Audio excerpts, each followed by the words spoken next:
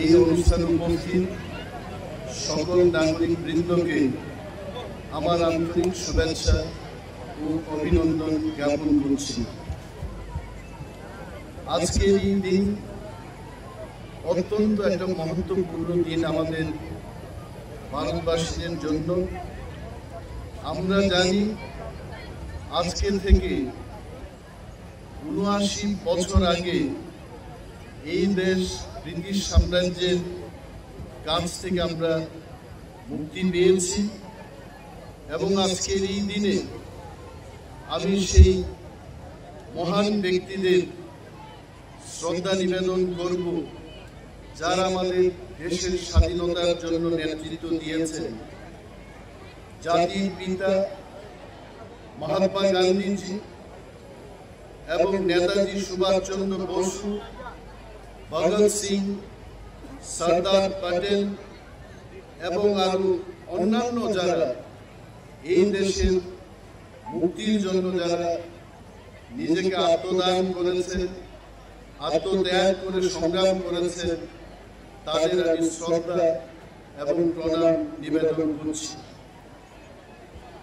স্বাধীনতা একটা উপহার নয়, স্বাধীনতা হচ্ছে আমাদের কর্তব্য এবং এই দেশকে শান্তি শৃঙ্খলার মধ্যে গণতন্ত্রে যেন আমরা সবাই সমান অধিকার ভোগ করতে পারি, সমান অধিকার নিয়ে চলতে পারি, সেই দিনটা হচ্ছে স্বাধীনতা দিবস।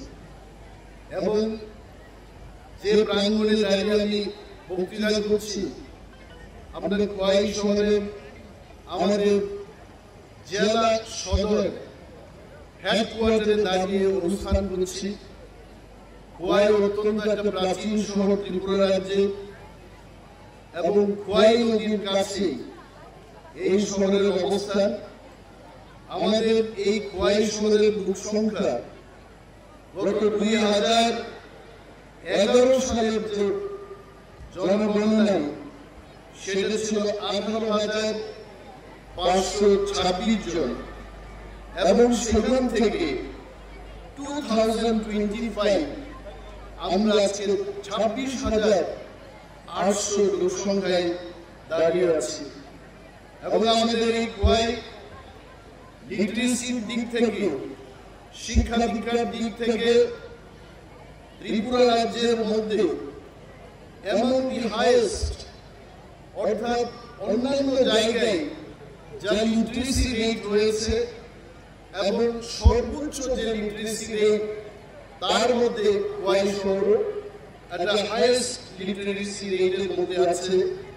অলমোস্ট 97.5% আমাদের এই খোয়াই শহরের লোক শিক্ষায় শিক্ষিত।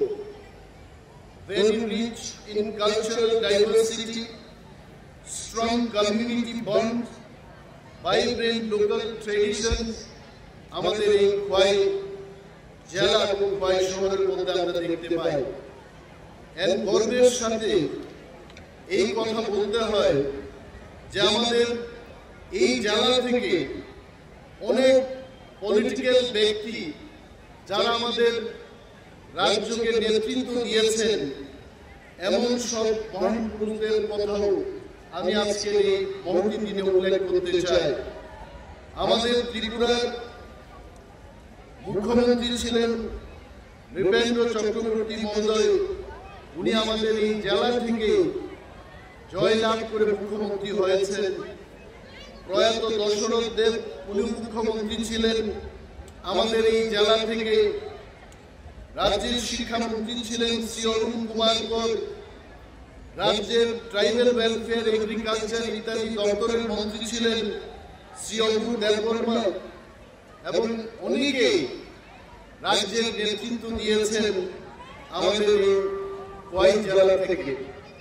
এবং খোয়াই জেলার পপুলেশন এখন যে জায়গায় আমরা আছি, প্রায় 3.5 লক্ষের মতো আমাদের লোক সংখ্যা এই জেলায় এবং আমাদের লিটারেসি রেট হচ্ছে 87.8%, খুব গর্বের কথা।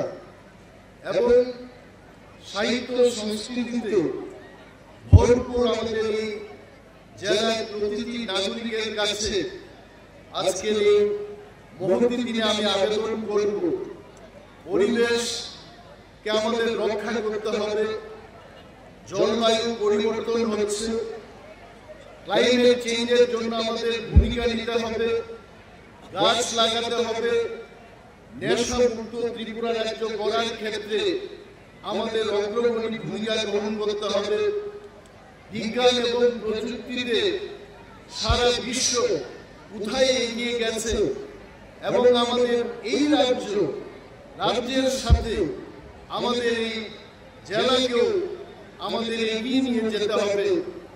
আর্টিফিশিয়াল ইন্টেলিজেন্স, এআই আগামী প্রজন্মের জন্য এবং youth in the present days artificial ইন্টেলিজেন্সকে কিভাবে আমরা রপ্ত করতে পারি, শিখতে পারি, সেই বিষয়ে যুবকদের প্রতি আমি আবেদন জানাবো।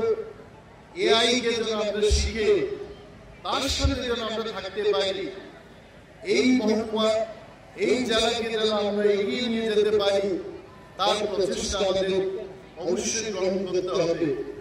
এবং স্বাধীনতা কথার অর্থ হচ্ছে এই স্বাধীনতা সামাজিক স্বাধীনতা, ধর্মের ক্ষেত্রে স্বাধীনতা, রাজনীতির ক্ষেত্রে স্বাধীনতা, বাক স্বাধীনতা, কথা বলার যে অধিকার, জাতপাত, এই সমস্ত বিষয় থেকে অনেক দূরে থেকে সমাজকে সম্পূর্ণভাবে গণতান্ত্রিক করে তোলা, এটা হচ্ছে আমাদের স্বাধীনতার মূল অর্থ। And to ensure every citizen that they should enjoy the fruits of freedom, security, dignity and prosperity, এটা আমাদের দেখিয়ে দিতে হবে। I know for sure the people of Kuwai, they are very conscious and they know what to do at what point of time. নাটক করতে গিয়ে বলুন, কালচারকে ত্রিপুরার মধ্যেই নয় দেশের মধ্যে আমাদের কালচারকে প্রদর্শনীর ক্ষেত্রে আমাদের এই জেলা অত্যন্ত অগ্রণী ভূমিকা অতীতে নিয়েছে এবং ভবিষ্যতে নেবে।